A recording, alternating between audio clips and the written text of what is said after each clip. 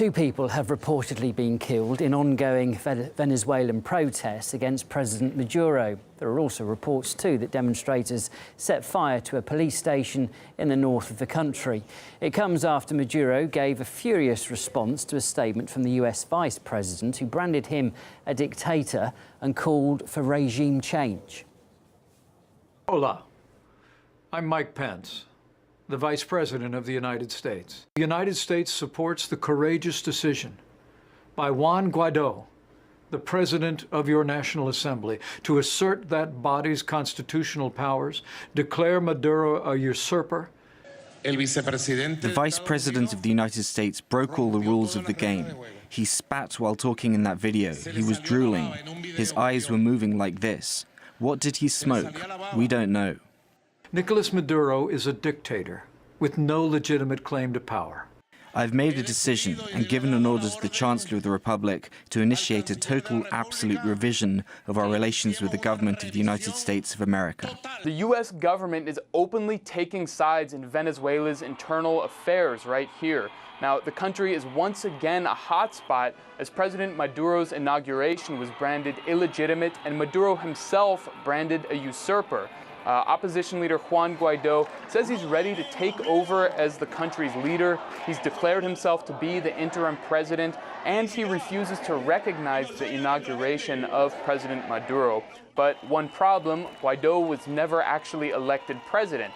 Now, the vice president of Venezuela, Delcy Rodriguez, responded to Pence on Twitter, accusing him of verbal incontinence, and said Pence's interventionist and serious statement reveals the clear intention of the U.S. government to undermine the country's public powers and encourage the extremist sectors of the right to a coup d'etat. Venezuelans defend sovereignty and peace. Now, Pence also voiced support for protests that have been small in numbers but have been quite violent.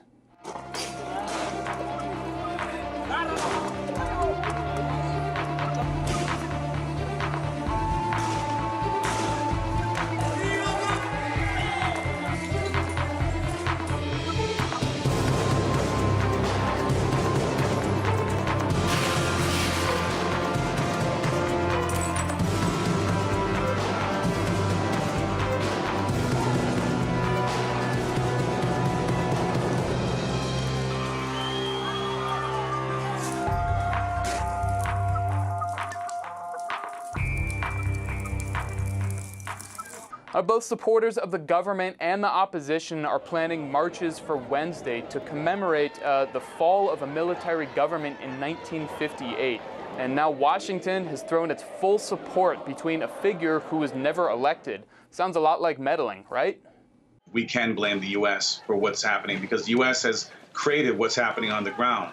The chaos and the social upheaval has been largely caused by U.S. meddling. The U.S. has no right whatsoever. They are not the global president. They are not the global police. They are not the government of the globe. The U.S. acts like a sociopath, and so a sociopath would justify these kind of illegal actions. Saying that, oh, we have the right to go in and save democracy or institute democracy when the U.S. doesn't even institute democracy in its own country.